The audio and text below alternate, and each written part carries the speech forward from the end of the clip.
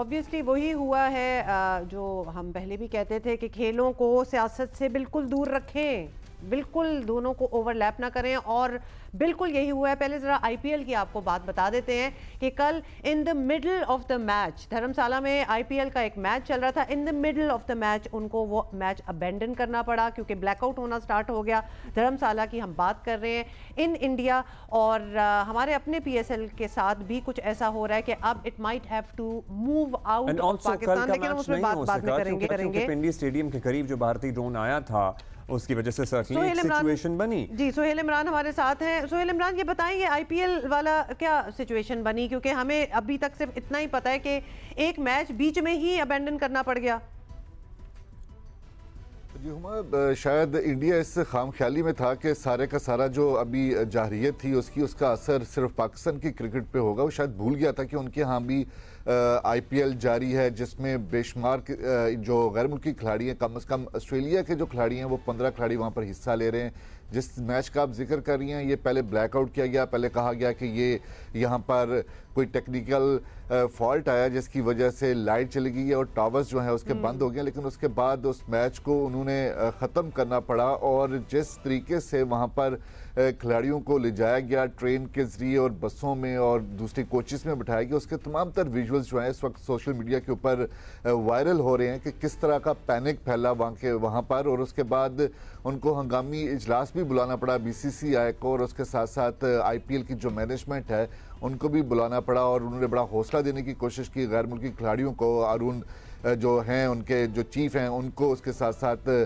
देवाजीत साइकिया जो सेक्रेटरी हैं बीसीसीआई के, कितना कामयाब हुए इस कोशिश में वो? क्या गैर मुल्की खिलाड़ी मौजूद रहेंगे? आईपीएल के बकिया मैचेस का क्या मुस्तकबिल होगा?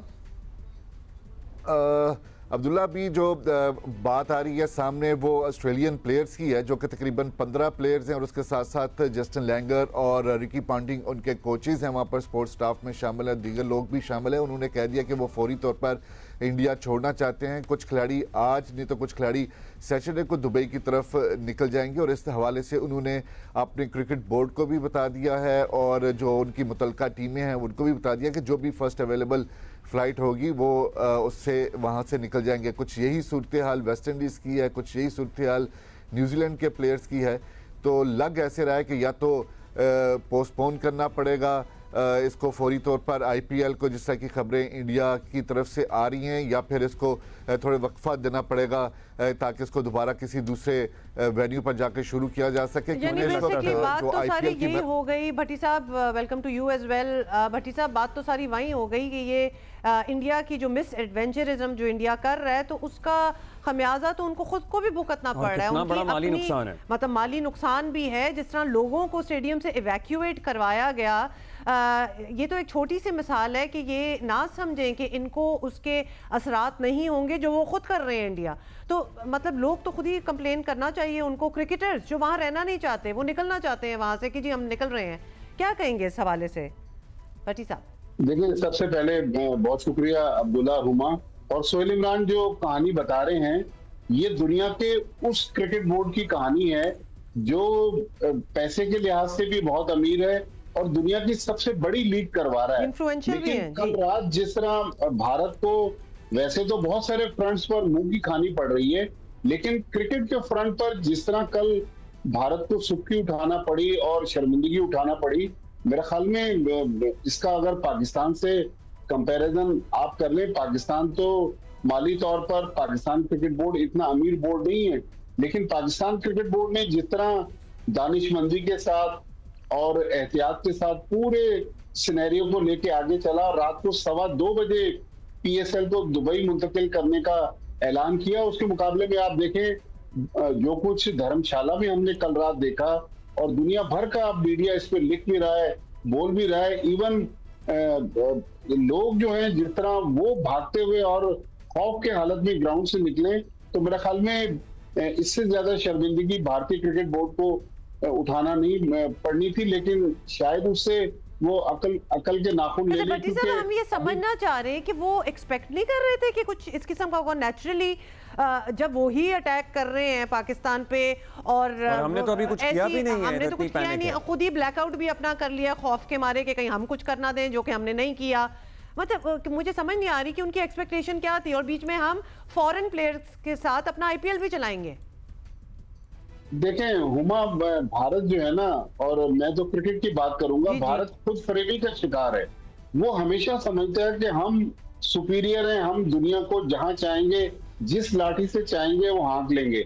लेकिन क्रिकेट में अनफॉर्चुनेटली कल रात उनको अपना असल चेहरा नजर आ गया कि भारत ने एक और धर्मशाला में जो मैच होना है वो पहले उन्होंने मुंबई शिफ्ट किया, फिर कल अहमदाबाद शिफ्ट कर दिया। लेकिन जो धर्मशाला एयरपोर्ट बंद होने से सिचुएशन खराब हुई, लेकिन उनको शायद ये तवक्को नहीं थी कि इंतजामिया ने पहले पूरे शहर में ब्लैकआउट करवा दिया, फिर क्रिकेट ग्राउंड में भी लाइट्स बंद करवाकर, और मैच में जो मैच का आप रिजल्ट देखें तो उसमें एबेंडेंट आ रहा है। भाई एबेंडेंट कैसे हुआ?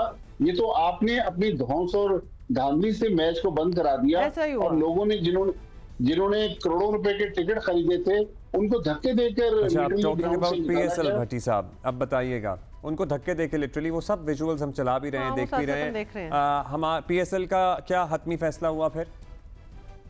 देखें, कल सुबह के टाइम पर पिंडी स्टेडियम के बाहर जो फूड स्ट्रीट है वहां पर एक ड्रोन आके गिरा, और उसके बाद पाकिस्तान क्रिकेट बोर्ड ने सबसे पहले फॉरेन प्लेयर्स को साथ बिठाया। और मजे की बात है अब्दुल्ला और उमा कि उन फॉरेन प्लेयर्स ने पीसीबी को बताया कि साहब हमसे तो भारत में जो फॉरेन प्लेयर्स हैं, जिस तरह ऑस्ट्रेलियंस हैं या इंग्लिश प्लेयर हैं, वो पूछ रहे हैं कि भाई पाकिस्तान में क्या हो रहा है। तो उन्होंने कहा कि भाई पाकिस्तान में ये वाकया जरूर हो गया, लेकिन यहाँ पर कोई पैनिक सिचुएशन नहीं है। तो जब फॉरेन प्लेयर से मोहसिन नकवी साहब ने मीटिंग की, पीसीबी के लोगों ने मीटिंग की, उसके बाद लॉजिस्टिक्स के बहुत बड़े इश्यूज थे, तकरीबन 100 के करीब लोग थे जिनके वीजे हासिल करने पीसीबी ने यूई के, फिर वहां पर होटल्स की बुकिंग, प्रैक्टिस एरिया की बुकिंग, गाड़ियों की बुकिंग, सिक्योरिटी का इंतजाम, खर्चा सारा कुछ देकर रात को 2:15 बजे पीसीबी ने 8 मैचेस जो बचे हैं पीएसएल में उनको दुबई शिफ्ट कर दिया है।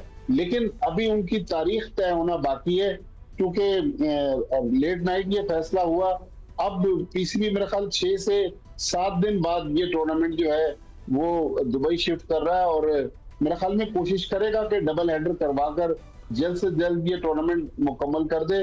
लेकिन पीसीबी ने जितना केयरफुली, दानिशमंदी से इस पूरे मामले को आगे बढ़ाया, बड़ा maturely, definitely it has to be said कि बड़ा मैच्योरली इन्होंने ये फैसला लिया कि ये मुंतकिल कर दिए जाएं दुबई। सोहेल इमरान, ये भी बताएं, अब ये ऑब्वियसली क्योंकि ये तो ख़त्म होने को आ रहा था पीएसएल सारा, और इतनी एक्साइटमेंट लोगों में, साइडें ली हुई उन्होंने टीमों की, तो ये सब कुछ दोबारा रीस्केड्यूल होगा क्या? सारे मैचेस दुबई में होंगे या कुछ शारजा अबू धाबी भी चले जाएंगे? तो जी हुमा, क्योंकि दुबई में ही मैचेस होंगे, क्योंकि पाकिस्तान क्रिकेट बोर्ड ने जो अपना प्रेस लिस्ट जारी किया उसमें दुबई शिफ्ट का ही लिखा है। अगर हम देखें वहाँ पर क्योंकि दूसरी एक्टिविटीज़ भी जारी हैं, दुबई में भी थी एक्टिविटीज़, लेकिन उसको मैनेज किया गया है। यही वजह है कि जिस तरह माजिद भाई ने बताया कि कम से कम जो जिस तरह के लॉजिस्टिक प्रॉब्लम है उसमें 1 वीक लग सकता है। दूसरा, शारजा का जो स्टेडियम है जहाँ पर क्राउड ज़्यादा आ भी सकता है, वहाँ पर 17 और 19 को बांग्लादेश की क्रिकेट टीम ने वहाँ पर 2 T20 मैचेस खेलने हैं। वो 2 T20 मैचेस खेलने के बाद उन्होंने ट्रैवल करना था 2 मुख्तलिफ ग्रुप्स में, जो कि 21 को पहुँचना है। अगर ये पीएसएल का जब शेड्यूल सामने आएगा, अगर इसमें 6 से 7 रोज़ की या 1 हफ्ते की ताख़ीर होती है, क्योंकि इसको ओरिजिनली 18 मई को ख़त्म होना था, 3 दिन के वक्फे के बाद बांग्लादेश ने आना था, 25 को पहला मैच फैसलाबाद में खेला जाना है। तो अगर ये पीएसएल जो है वो आगे जाती है तकरीबन 1 हफ्ता का, तो उसका असर जो है वो बांग्लादेश की सीरीज़ के ऊपर भी पड़ सकता है। उसके शेड्यूल का उसको रीशेड्यूल करना पड़ेगा, जैसा पाकिस्तान क्रिकेट बोर्ड को पीएसएल रीशेड्यूल करना पड़ रहा है। खासा जोशो खरोश पाया जाता था लाहौर के क्राउड में, अगर मैं बात करूं, क्योंकि यहाँ पर 2 एलिमिनेटर खेले जाने थे और एक फाइनल था 14, 16 और 18 को, तो उनकी टिकटों की मांग थी। अभी से हमें लोगों ने कहना शुरू कर दिया था, और सबसे बड़ी जो फ्रेंचाइज को जो आमदनी होती है वो इसी मुतालिक सोहेल इमरान, अब माजिद भट्टी साहब, पीएसएल मैच की मुंतकली का मामला तो आप हमें बता रहे हैं कि फैसला हो गया है, और साथ ही उसकी कुछ डिटेल है। गैर मुल्की खिलाड़ी और ऑफिशल्स आज शाम ही दुबई रवाना हो जाएंगे। ज़रा ये बता रहे हैं कि गैर मुल्की खिलाड़ी और ऑफिशल्स को एक खुसूसी परवाज़ के ज़रिए दुबई रवाना किया जाएगा, और हमारे साथ और पहले फेज में अयाज अकबर है हमारे साथ। चलिए उन्हीं से पूछ लेते हैं। जी अयाज, बताइएगा कि पहले फेज में कौन जाएगा, दूसरे फेज में कौन जाएगा, जरा इसकी डिटेल बैकग्राउंड दें। भाई ये थोड़ा सा बैकग्राउंड ये है कि जब कल ये हालात हुए, इसके बावजूद के ड्रोन अटैक कल सुबह हुआ और उस परसों रात से ही ये चीजें सामने आना शुरू हो गई थी कि मौजूदा जो सूरत हाल है सिक्योरिटी की, उस पर एक काफी ज्यादा पैनिक सी सिचुएशन थी। खुसूसी तौर पर जो फॉरेन प्लेयर्स थे उनको थोड़ी से तहफुजात थे कि उनको लग रहा था कि इंडिया की तरफ से जो जारियत हो रही है और अनकंट्रोलेबल जिस तरीके से उनका एक एटीट्यूड है, तो उनको भी थोड़ा सा इस पे तशवीश थी। उन्होंने अपने तशवीश से पीसीबी हुकाम को आगाह किया। फिर इस पर एक मीटिंग यहाँ पर मकामी होटल में हुई। वजीर दाखिला और चेयरमैन पीसीबी, उन्होंने सिर्फ जो फॉरेनर प्लेयर्स, ऑफिशियल्स और जो फ्रेंचाइज जो मैनेजर्स थे उनके या उनके रिप्रेजेंटेटिव, उनके साथ एक बड़ी तवील मीटिंग की।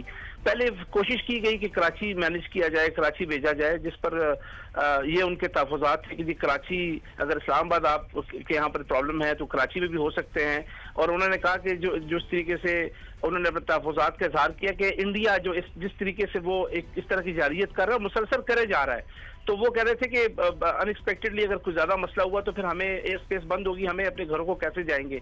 तो थोड़ा सा उनको एक ये तशवीश थी। उसके हवाले से फिर कल एक लंबी मीटिंग हुई।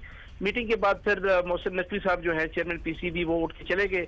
उन्होंने फिर सारा अपना लॉजिस्टिक्स के साथ अपनी मीटिंग्स की और फिर उन्होंने रात गए, जैसे भट्टी साहब ने बताया, रात 2-2:30 बजे ये फैसला हुआ कि जी ये दुबई शिफ्ट होंगे। अब आज क्योंकि एयर स्पेस तमाम खुल चुकी हैं, तो अभी हमारे पास इतला ये है कि आज शाम को जो फॉरेनर्स प्लेयर्स हैं जितनी भी फ्रेंचाइज के साथ है, और वो मैच ऑफिशियल्स जो कि फॉरेनर्स हैं, मैच रेफरीज हैं, अंपायर्स हैं, दीगर स्टाफ है, कैमरा क्रू है, उन तमाम लोगों को फर्स्ट अवेलेबल फ्लाइट्स अगर नहीं मिलती तो खुसूसी फ्लाइट्स के हवाले से दोनों ऑप्शन पे काम हो रहा है। लेकिन मोस्ट प्रोबेबली जो है वो खुसूसी प्रवास के जरिए ही तमाम गैर मुल्की जितने भी स्टाफ है उनको दुबई शिफ्ट किया जाएगा।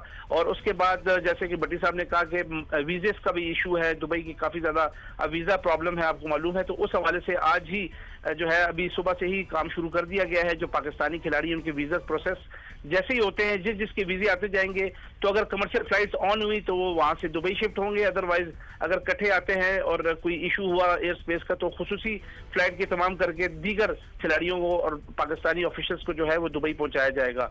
तो अभी तक हमारे पास ये इतलात है कि पहले फेज में तमाम वो गैर मुल्की खिलाड़ी जो तमाम फ्रेंचाइज के साथ है, ऑफिशियल्स और वो जो ब्रॉडकास्टिंग क्रू है जो कि फॉरेनर्स हैं जो कि यहाँ से जाना चाहते हैं, उन तमाम लोगों को एक फ्लाइट से हो या 2 फ्लाइट से हो, आज शाम से ही उनकी मूवमेंट जो है वो स्टार्ट हो जाएगी। इस हवाले से इस्लामाबाद की जो सिक्योरिटी इंतजामिया है उन्होंने तमाम जो है वो इंतजाम मुकम्मल कर लिए। जैसे ही फ्लाइट शेड्यूल जो है वो सामने आता है खुसूसी प्रवास का या कमर्शियल का, तो उस तरीके से ठीक है स्टार्ट हो जाएगी।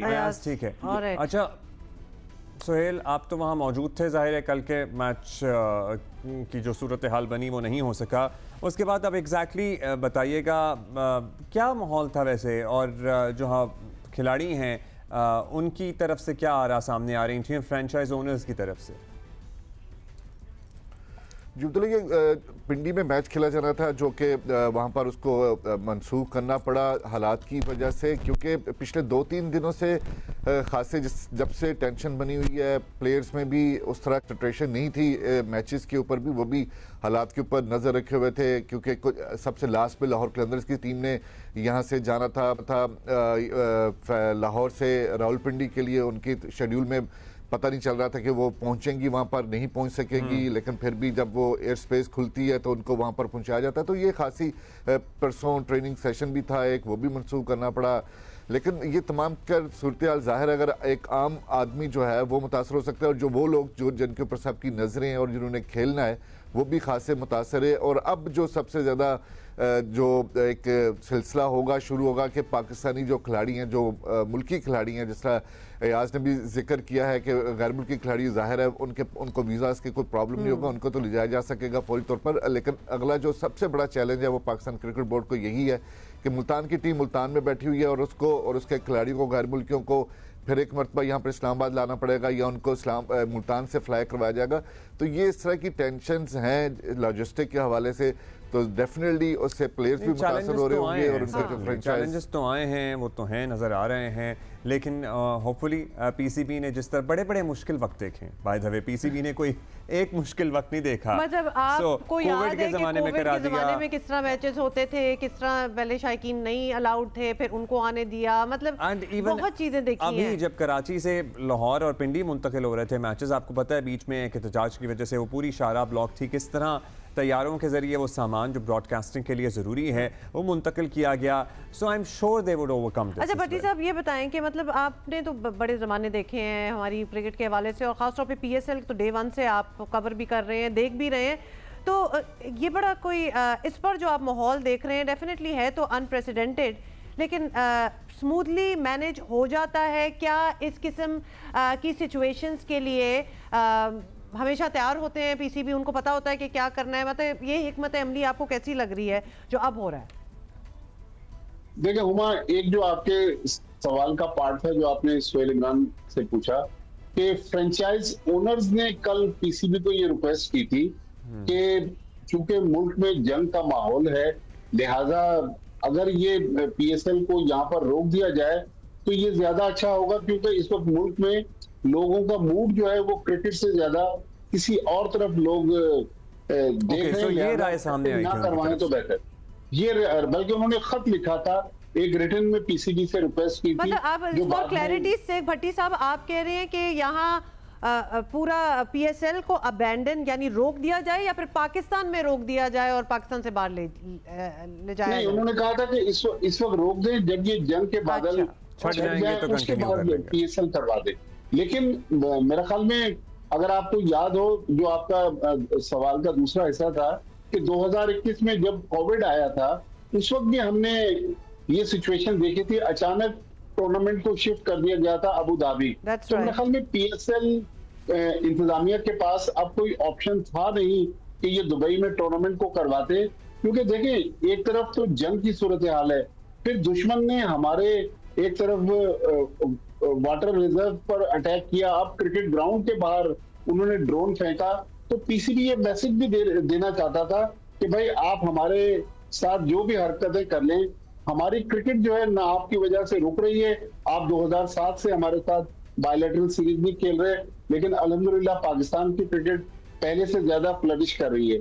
इसी तरह पीएसएल के बारे में भारत से वो लोग जो पिछले दिनों वो साफी पाकिस्तान आए हुए थे और अब वो पाकिस्तान के खिलाफ तो आपको पता है, चाहे वो एशिया कप हो चाहे चैंपियंस ट्रॉफी हो, भारत तो चाहता है कि पाकिस्तान में क्रिकेट ना हो।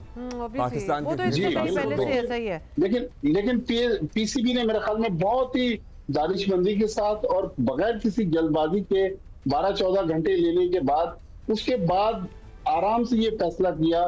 पूरे उन्होंने ऑप्शंस देख लिए, पहले कराची लाने की बात थी, फिर किसी ने कहा कि भाई कराची में भी अगर कल एक 2 ड्रोन्स गिरे, खुदा न खास्ता यहाँ भी इमरजेंसी की सिचुएशन हो जाए तो फिर तो टूर्नामेंट को खत्म करना पड़ेगा। फॉरेन प्लेयर्स को भी कुछ तहफ़्फ़ुज़ात थे, लेकिन इतने ज्यादा नहीं थे जितने भारत में हमने कहानियां सुनी है कि वहां से तो फौरन। अच्छा, टोटल स्केड्यूल अब कितना मुतासर होगा? मतलब जो बाकी मैचेस हैं, कल का तो चले नहीं हो सका, अभी कितने दिन लगेंगे कौन बताएगा? सोहेल भाई आप बता सकते हैं कितने दिन लगेंगे मैचेस रिज्यूम होने क्योंकि वो मोमेंटम होता है ना मैचेस का। हमें ये भी पता है कि कौन सी टॉप 2 टीम्स चल रही थी, टॉप 4 क्या है, वो मोमेंटम जरा टूट जाएगा ऑब्वियसली। और दुबई में इतनी गर्मी में इनमें मैचेस हो सकेंगे? मतलब कैसे ये अपने सेमीफाइनल फाइनल उन्हीं डेट्स पे कैसे होगा? उन्हीं डेट्स पे तो नहीं होंगे। जिस तरह का शेड्यूल अब बनेगा उसमें डेफिनेटली एक हफ्ते की कम से कम उसमें आएगा ही आएगा फ़र्क, क्योंकि वहाँ पर टीमों ने जाना है, वहाँ पर 2 दिन कम से कम प्रैक्टिस करनी है और उसके बाद जाके शुरू होगा। अभी तो सबसे बड़ा जो चैलेंज है वो टीमों को वहाँ पर पहुँचाना है, ख़ासतौर पर मुल्की खिलाड़ियों के वीज़ाज़ लेने हैं और उसके साथ जितना भी स्पोर्ट्स स्टाफ है, टेक्निकल स्टाफ है, उसने भी वहाँ पर पहुँचना है। इसमें से तो एक हफ्ता लगेगा।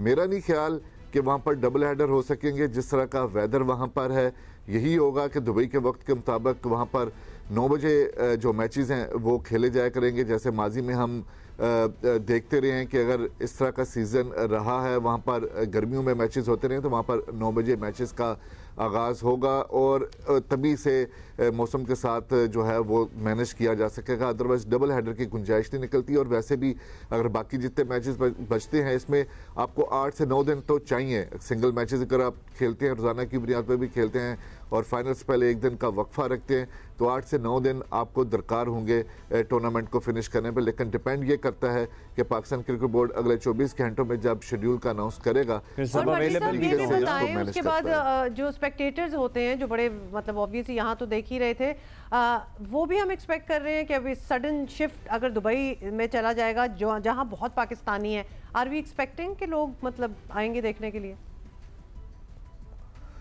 इसके ऊपर में मुझे डाउट है कि वहाँ पर इतना क्राउड का नहीं होगा, क्योंकि वर्किंग डेज में भी मैचेस खेले जाएंगे। बहुत कम मैचेस होंगे जो कि आपको कोशिश करेंगे आपके जो आखिरी एलिमिनेटर है और उसके बाद जो फाइनल है वो आप वीकेंड के ऊपर करवा लें, तब जाकर आपको पास क्राउड आ सकता है। अदरवाइज वीक डेज में मैचेस होने की वजह से और रात लेट नाइट शुरू होने की वजह से शायद थोड़ा सा नहीं होगा। जाहिर है, बहुत शुक्रिया। उसका कंपेयर नहीं कर सकते आप जो कदाफी स्टेडियम में, वो तो माहौल ही अलग होता है ना, वो तो माहौल ही अलग होता है। बहुत शुक्रिया, देखें क्या माहौल होता है आपका सोहेल इमरान। अच्छा जी, we are taking a break right now but we will be right back.